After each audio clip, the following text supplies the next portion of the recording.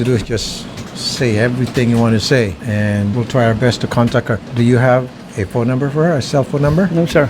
Oh, She blocked okay. me on everything. Blocked me on Messenger, blocked But me on you have a Facebook. picture though of her. During waiting time. Oh, this is her.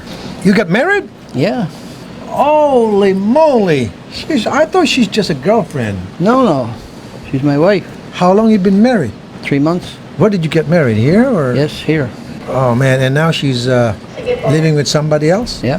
Well, we can file a case against her in that Good. case. The court would send subpoena to her, or if we would see her in the act of especially having sex with the new guy. It's not a guy, there and though. then. Huh? It's not a guy. It's not a guy? No. It's a lesbian? Yes. Oh man. Then we have a problem, like her.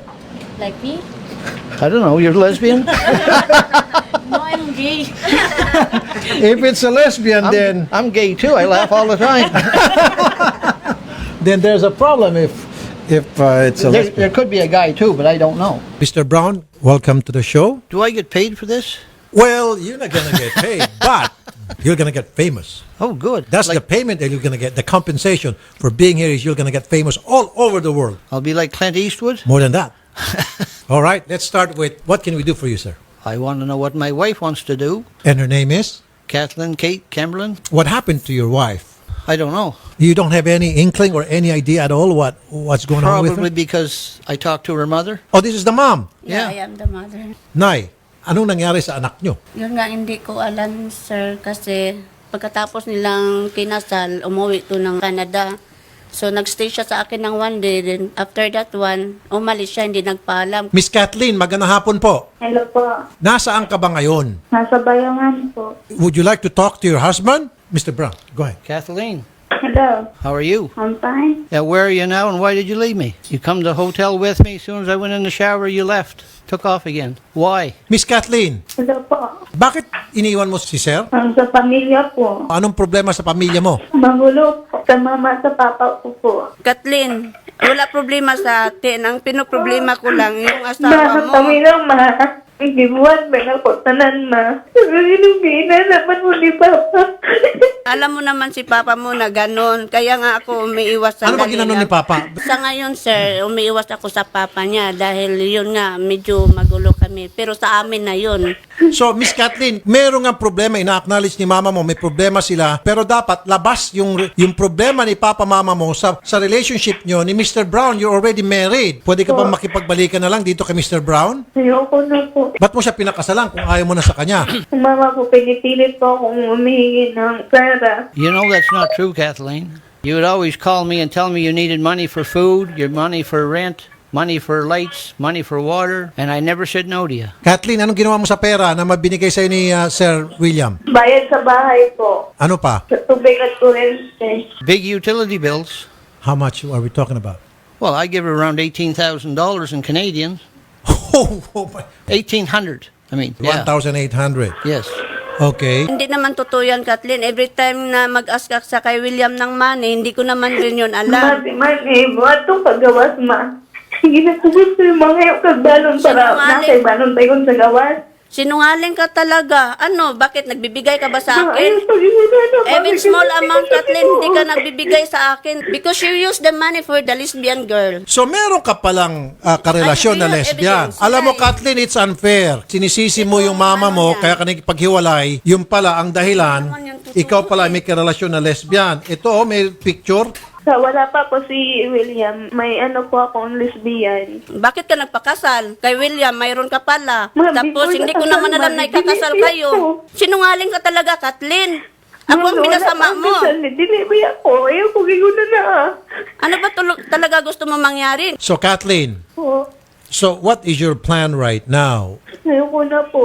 Dahil ba sa karelasyon mong lesbian? Wala po kami. Marami mga picture dito. Oh. Sweet na sweet ka Baka yung nito. picture po yung noon ba po? So bakit hindi ka nalang babalik dito kay Mr. Brown? Kasi mag-asawa na kayo. Pag-usapan nyo. Gusto mo bang kausapin si Mr. Brown? Say something to him. William, Yes.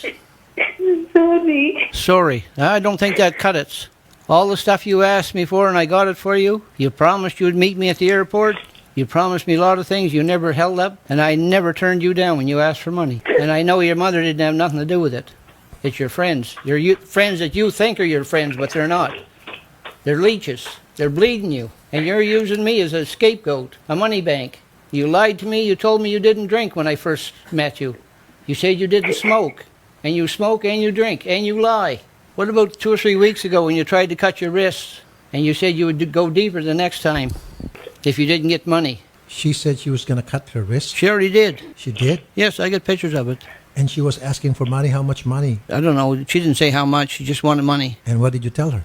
I said no. And what was the money she's going to use it for? I don't know what she used any of the money for. She told me it was for light bills and her rent and food. She'd always send me pictures that she just had a little bit of food in a dish. Miss Kathleen, pasensya na ha. Ako ang tingin ko rito, ang basa ko, itong si lesbian ang talagang nagmamaniubra nitong mga nangyayari ngayon. Tama yan. Oh, wasn't just a few weeks ago you told me that your life was all screwed up, you wanted to get it straightened out, and I said you could come to Canada and start over again? I have no proof of it, but you erased everything off of my phone the night I had you out for supper. A lot of my pictures, all of my conversations with you, and I thought you were just taking pictures and looking at my pictures on there from Canada.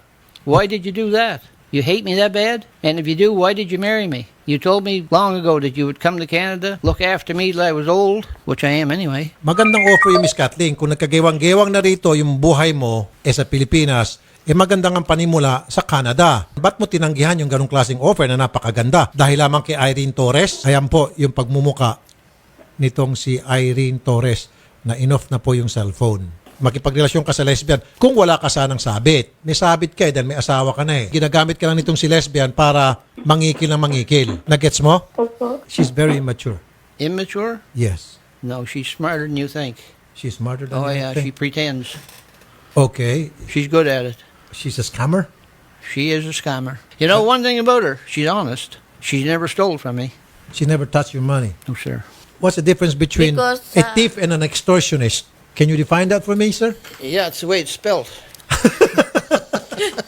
How much money have you given her? Do you have any idea? For the wedding and everything For like that? everything. Probably 25,000. That's over ₱1 million. Kathleen, Po. ma'am, pwede ba kayo magkita ni Mr. Brown? Ma'am? Saan po? Saan ka ba banda, ma'am? Bayawan po. Saan ba yung Bayawan? Negros. Negros lang. Okay, pwede ka bang lumipad dito? Kung wala kang pamasahe, pamamasahin ka namin. Opo. Miss Kathleen, see you tomorrow. Maraming salamat. I-book si Kathleen kung anong pinaka-earliest flight. So, tomorrow, 2 o'clock, you're gonna see each other. Anong reaksyon ni tatay tungkol dito sa nangyayari? Hindi niya alam din ng tatay niya na nandito kami. Kung malaman to ni tatay, ano yung maging reaksyon niya? Siguro okay siya kasi sa ngayon, kaya nga ako may sa kanya dahil hindi niya ako sinusuportahan sa problema ni Kathleen. So, ibig sabihin si tatay, wala lang. Baliwala lang sa kanya po. Bali ako po ang natamaan sa lahat. How did you and Kathleen met? I was working on windmills back in Truro, Nova Scotia. Okay. And one day we didn't have nothing to do. We were sitting around waiting, and I had a cell phone, and I was checking online, like on Facebook, Okay. different people. Okay. And I seen Kathleen there, and quite a few other girls. And I just requested friendship, Okay. and she accepted. And what she had on there is July the 11th was her birthday, 1993. Okay. So that would have made her a lot older than what she is. Okay. 'Cause she was only 17 at the time. Okay, but you didn't know that. I didn't know that, no. She said that she lived in Japan or somewhere, not in Dumaguete. Oh, at first she didn't tell you that she lives in the Philippines. She said she No. lives somewhere else, Yeah. like Japan. I could show you on my phone what... So she's a liar. I guess so. I wouldn't call her a liar because she might hit me. You scared of her after she done all this to you? Come on, man. Well, she's a You're woman. better than that. She's a woman. I could put her down and hit her. No, that's not what I meant. No, that's not what I meant. Don't hit her. What I'm trying to say is don't be scared of her. By showing you being so scared of her, that only makes her head bloated. I guess I already did that. This is the reason why we're all here. Mr. Brown, so what will you tell Kathleen tomorrow? I just want to know what her plans are. If she wants to be with me, I'll take her back. But how would you convince her tomorrow to come with you to Canada? I'll ask her. I ain't going to force her. If she don't want to come, she don't want to come. But at least you can fight for her. I have been fighting. You easily give up? No, You love her? Mm-hmm. How much? quite a bit. I know. I can see that, sir. You really love her, but what I'm trying to say here now, no matter how hard a person is, But if you would really show some emotions on how much you really love that person and promise her something that she wants to hear, she might change her mind. I don't know what else I could promise her. Tell her that you're gonna make her happy for the rest of her life. I told her that. I treat her like a queen. And then what did she say? And she was all for it, I guess. Then all of a sudden, when I went away, she just turned rebel and, like you say, distorted money from me. But I give her money because she was my wife and I wanted to support her. Okay, I hate to ask this. Do you really think she really loves you, or it's just the money? When I was here, I thought she really loved me. She showed a lot of emotion. Did you came over here upon her invitation, or it was just you who volunteered to come here to meet her? She wanted me to come over here at Christmas time in 2018. And I said I couldn't. I said I'd see when I could come over. And then I told her I'd come over in July. She said, no, that's too late. And then when I told her I'd come over February the 10th, she was really happy. Sorry, I have to ask this. Did you have a honeymoon? No, because I was only here 2 days. So nothing happened to you yet, you and her? No, I told you it's a long story. Let's go somewhere else to explain it to you.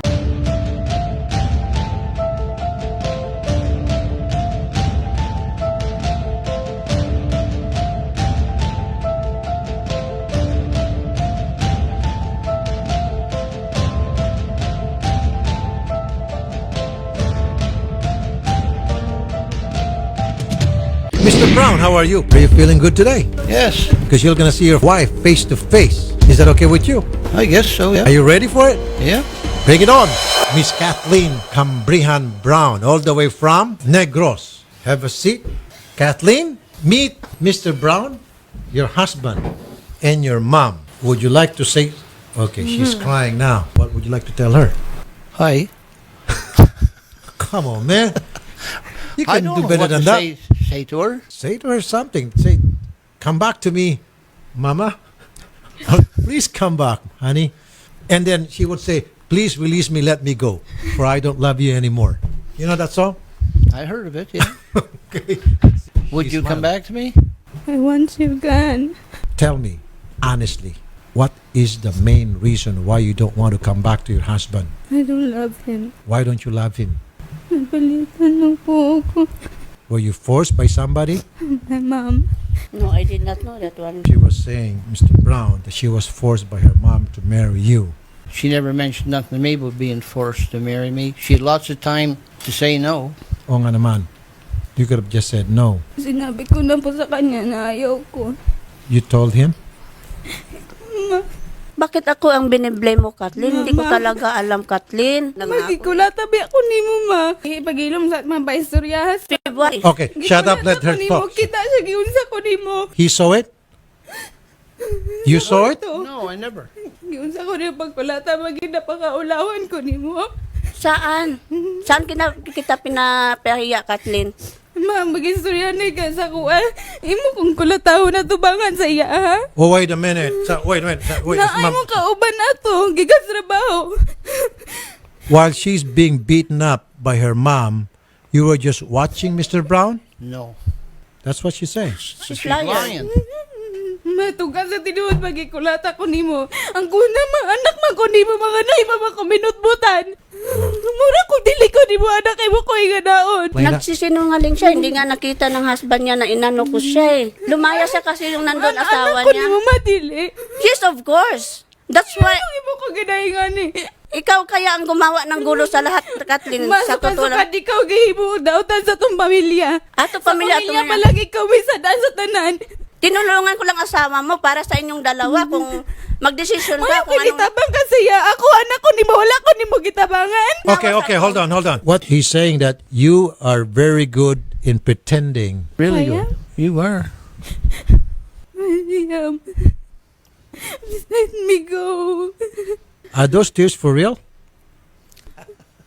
Why are you laughing, Mr. Brown? 'Cause I have to ask that I question. don't think they are, but Irene Torres. Magandang hapon sa'yo, Irene. Kumusta kayo ni Kathleen? Okay lang, sir. Gaano na kayo katagal ni Kathleen magkarelasyon? 3 months na, sir. So ngayon, okay pang relationship nyo? Going stronger pa kayo? Yes, sir. Nandito siya sa Bayawan nagstay kasi nanghingi niya ng tulong sa akin, sir. Kathleen, you're lying. You said you're no longer in relationship with Irene. Miss Irene, ito po ang sitwasyon. si Kathleen, ayaw na niyang sumama kay Mr. Brown, yung kanyang husband. Gusto niya nang iwanan kasi para maipagpatuloy niyang relasyon yung dalawa. Kathleen is speaking for my help. That's why I'm helping her.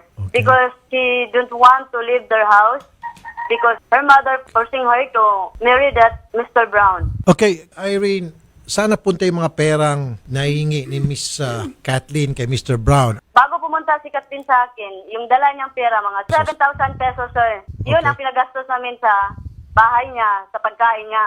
Kung talagang totoo yung mga pinagsasabi mo, ba't di mo in-advisean yung kaibigan mong si Kathleen na bumalik na lang muna kay Mr. Brown at mag-usap na lang muna sila masinsinan at sabihin yung Yes, totoo? sir. Sinabihan ko yun, sir. Bakit hindi mo ayusin yung problema mo? Kausapin mo yung asawa mo at ang mama mo para magkaayos, para hindi naman ako matangkot sa gulo.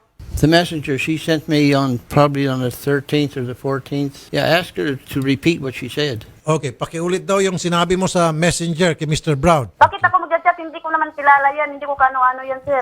I know what she said.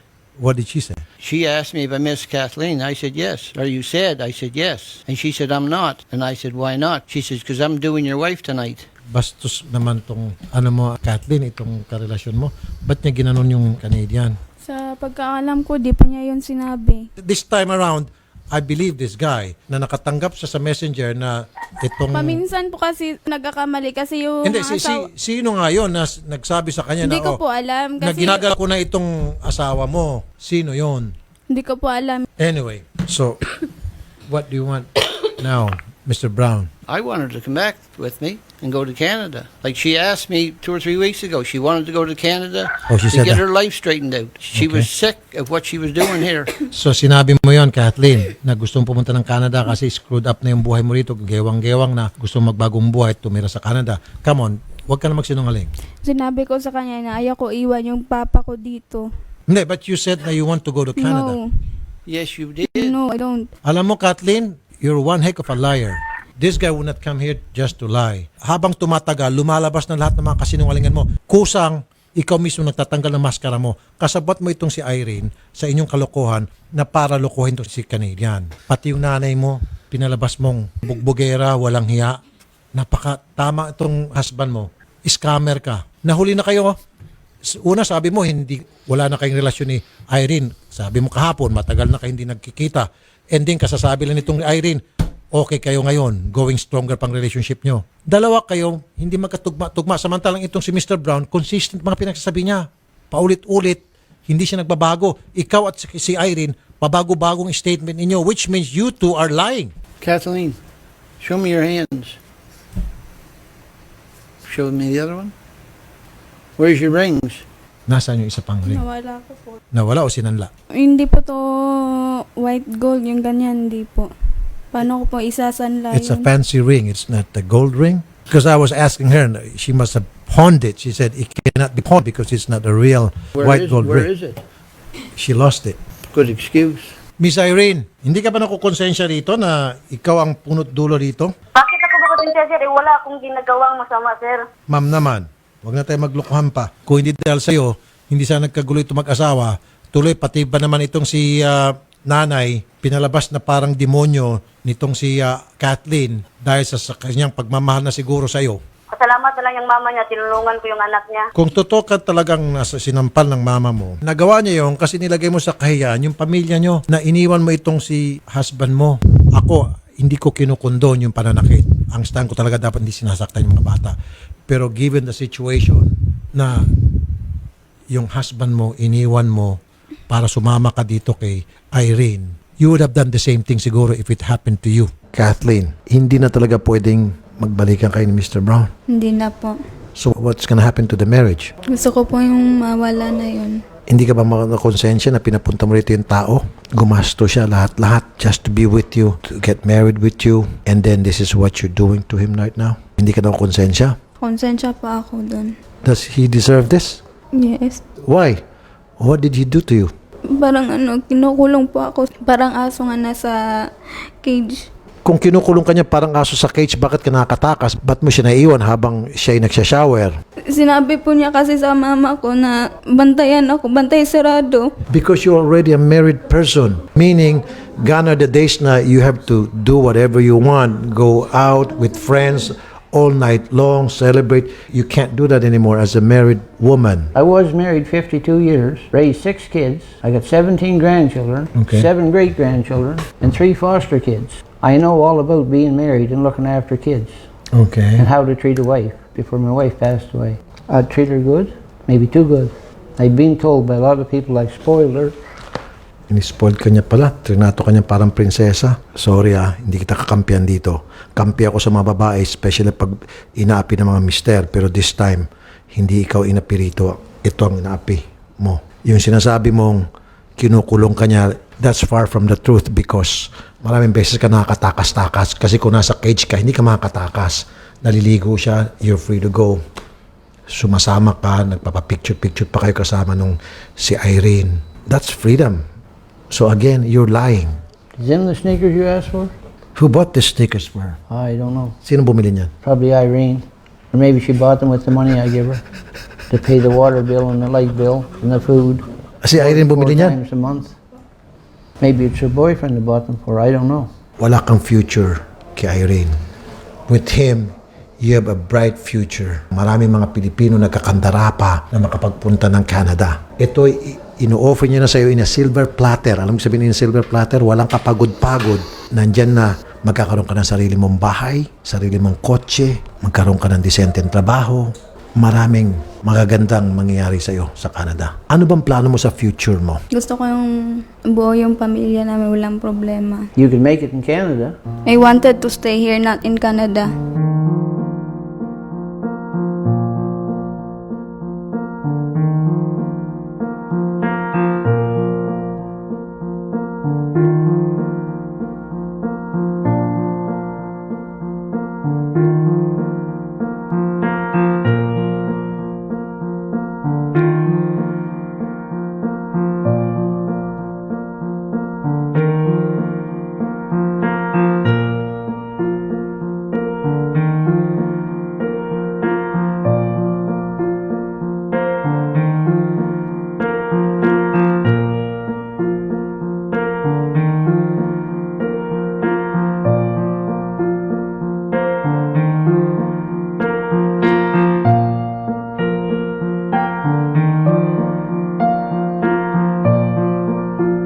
So, Mr. Brown, I think this is the end of the line. I can only do so much, and I did my best, but it seems my best wasn't good enough for her. If there's anything more I can do What can we while do? you're We staying, can't- while you're here in the Philippines, I'll do all my best to accommodate you in other ways, in other things.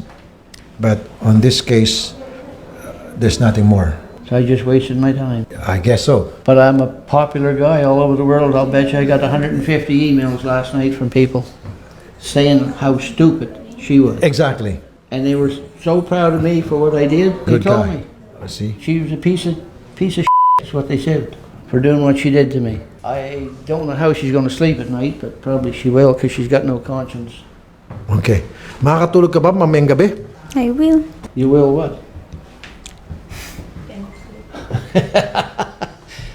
Makakatulog ka ba mamayang gabi? Opo. Yeah. Yeah. But you won't be able to buy as much liquor now because you're not getting any money from me.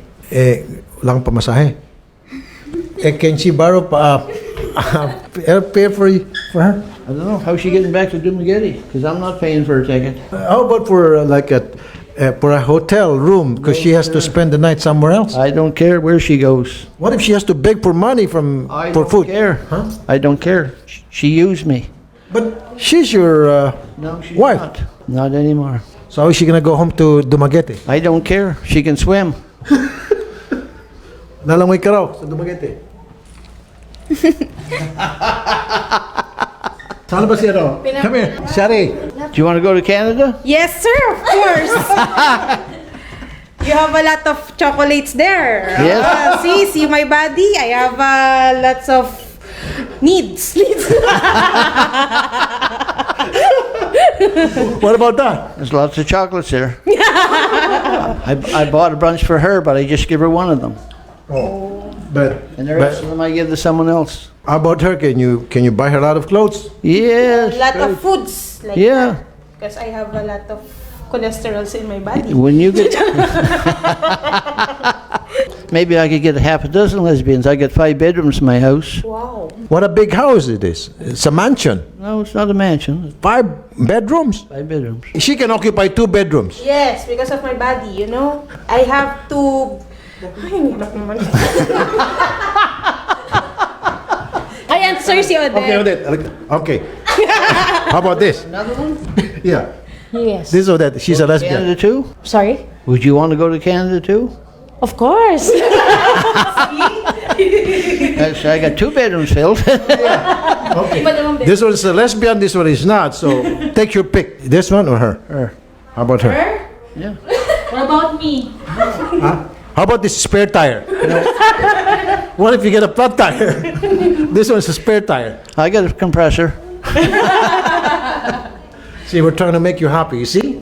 I am happy. All of a sudden, Happier now. you forget all the problems that you have. I never had any problem. Because she made you laugh, I made you laugh. And Okay? she didn't make me cry. Oh. She tried. She tried. Yeah.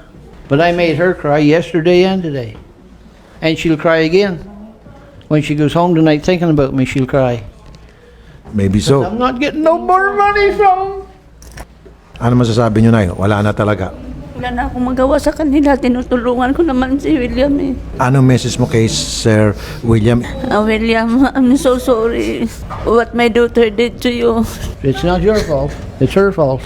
I try my best to help you to meet Kathleen, but no choice. No? Okay na. So, ma'am. Sir, thank you very much for coming, sir. Thank you. Thank you.